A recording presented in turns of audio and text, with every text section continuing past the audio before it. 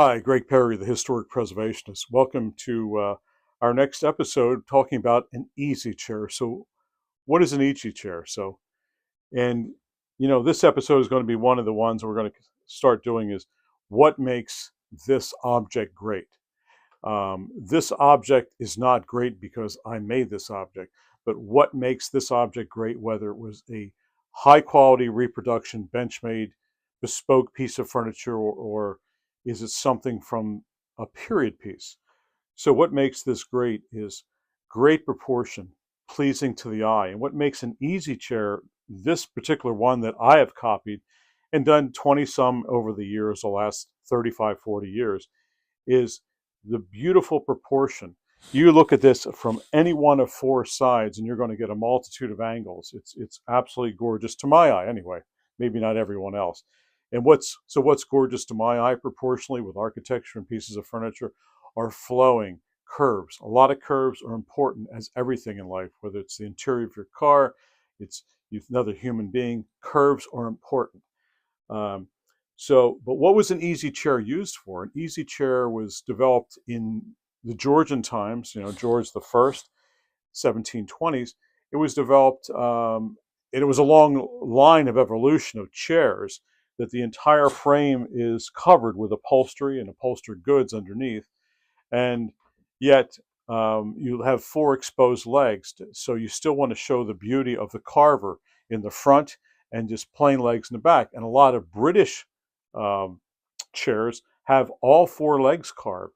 So it's very, very interesting. And the Americans just generally don't do that. Something like on Gainsborough or library type chairs, at times you would see four ball and claw feet or similar type feet carved or legs carved. So an easy chair, they were initially made with these wings, and these wings were to be turned toward the fireplace to keep the heat in. Um, at times, you would have had a fire screen in front of you, particularly if you're a woman, because a lot of your makeup was based on waxes. So you may be just enjoying and having a brandy or something at the end of the evening and keeping the fire going with no other heat in the house, trying to stay warm and trying to keep the warmth in between you and the fireplace. And this would have been two turned in the fireplace. And you would have put a screen, say, in front of the fire, face level, so that your makeup wouldn't run.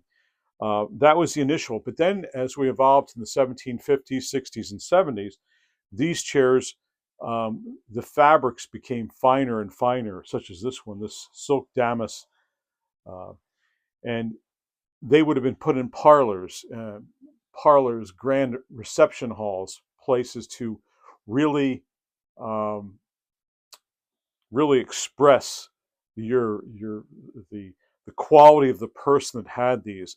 The quality. Remember, everything in the 18th century, the 17th century, 18th century, early 19th century, the things that you could show who you are were the objects that were in your castle, your manor house, or your home. And these were no exception. These were part of it. These were showing a beautiful form, a beautiful object. So again, what makes this object great? Beautiful fabric, a wonderful upholstery job, and beautiful proportion.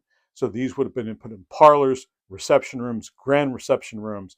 Again, when you walk in and you see this yellow fabric, and we did a week or so ago, we did the camelback sofa. When you look at that, it's jaw dropping because there's virtually no color in the 18th century.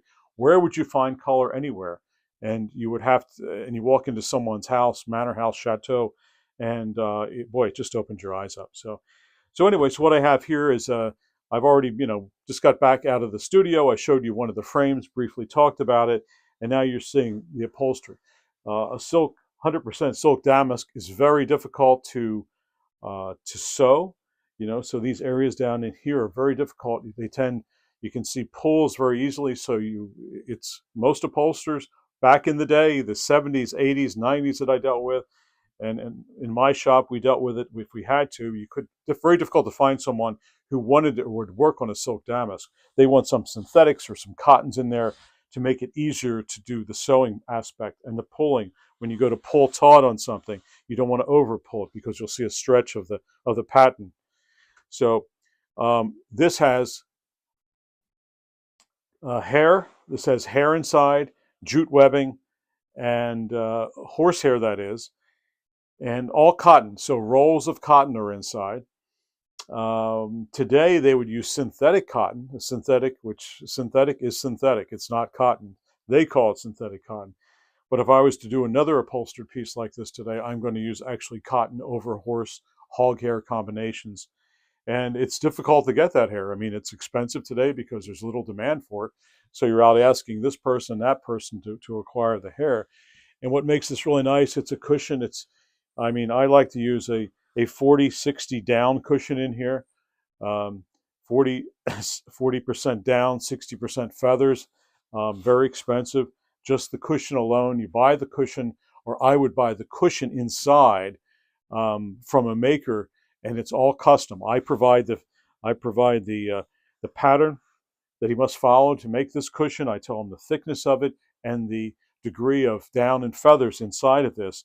So I believe the last cushion I bought, about a year ago was probably $250 for this one cushion inside. And then it comes back and we upholstered here in the shop. So, and it does have a zipper for removal, for cleaning, or if you ever want to change the density or of not of the cushion. So that 40-60 gives you some buoyancy. If it was just all down, it's going to tend to sink and stay there, and you're going to have a belly here, and it's not going to rebound. So the feathers gives it a little bit of kickback. So and this whole chair was done with spit tacks. But let's go back to what makes this type of object great, and particularly this one. What I just want you to look at, you're looking at the front of the chair beyond the beautiful full, like 38 or 39-inch repeat of the damask right here.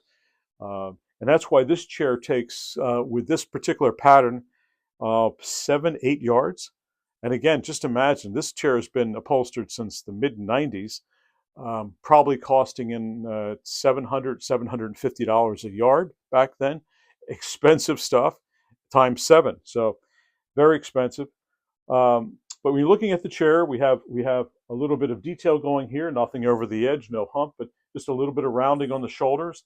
And as we come down, you're seeing that the wings flare out, only about 4%. These are flaring to me, they're flaring out that way, and these are rounded in. So it's giving a very sumptuous type feeling sitting inside of this chair. You have the rolls, which are conical, and from increase to decreasing in diameter, and they're actually also downsloping and out. So there's 3 different axes of these rolls, what they're doing. And then you have the front of the roll, which is a nice little pattern here, and then it hoops down and up. So all these things are intentional. We don't want to put too much competition down here in the front, but remember, we're always looking for a match of a pattern to here, a pattern to here and up. So all these parts have to be matched, or to me, it's total debauchery. And I mean, it's like wallpapering one part upside down, the next part right side up. So all this is kept in mind, whether it's the back, the sides. And in New England at times, this was Philadelphia. At New England at times, they put a much lesser fabric in the back, literally about a quarter of an eighth of the cost of the main fabric, because when these started being put against walls in the parlor or the grand reception room or reception room, who's looking at the back? And you're just looking at, the facing of the chair. So that's all that was really important here. But so let me turn it sideways. I want you to see the side also. So the beauty of the side is the beautiful, look at this sweep. This sweep, it continues down to the leg and back up. And then you can see the side, and it's motion, it's fluidity of design. And, whoever developed these, but they didn't develop, they evolved. They evolved, from the early 1720s. And this piece probably carried through the 1770s and 1780s in Philadelphia. This was the pinnacle of these chairs. And, they came in bright yellows, off-whites, pinks, peaches, light greens, light blues. And each room this could be the centerpiece. This could be the design focal point, because this fabric cost more to purchase this. Some of this fabric came from Italy. It came from France. It came from England.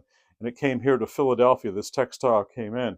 So this fabric costs more than the entire chair to be made. So let's go down on the floor now. So we have our frame is made out of a combination of tulip poplar and beech, and in the front here we have legs out of black walnut. And I want to show you, it's been covered for a long time. I've made about 24 of these in my career, and you can see the acanthus leaves, the volutes, and it's going to need a little more detailing, but nice Philadelphia ball and claw, a nice conical shape. We're going to look at the other one, the finished product, but this is the basis, the beginning of the easy chair frame, and this is a copy of a frame from the Philadelphia Museum of Art. Um, so the next step for this guy would be doing a little more carving detail. We don't do it all in the beginning. We would, tend to make 6 frames at a time. Keep in mind, I haven't made a frame in 25 years, but 6 at a time. Come back on the detail. I'm going to finish all the legs, and then I'm going to go and do the upholstery in our upholstery shop. So that's the process here, and these guys have been hanging around for a lot of extra years.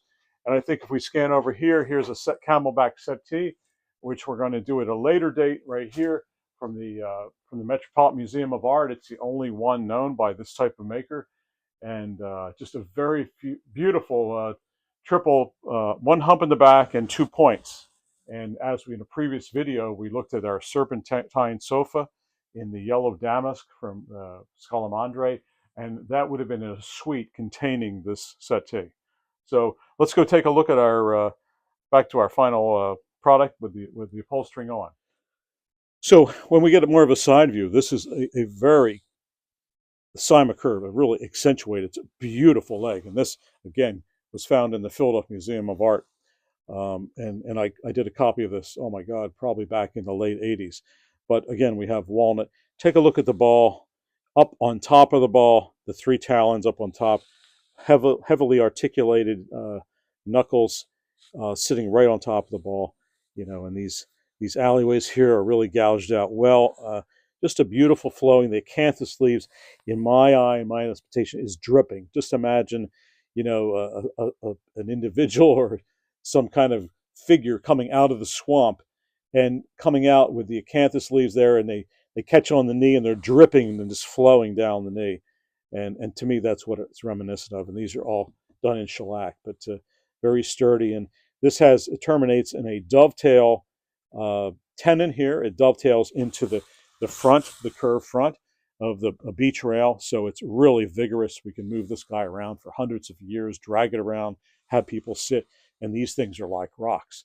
And just remember, though, this is like the airplane theory that you have on the wing. You have a very thin coating of metal on airplane wings. It keeps them light, but structurally they're like tanks.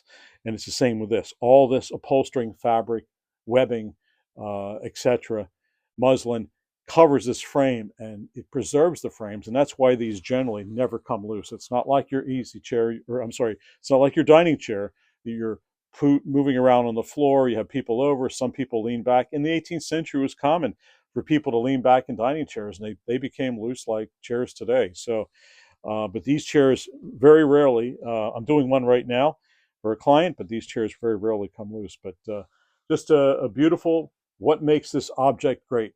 Gregg Perry, the historic preservationist, signing off. Thanks all for viewing.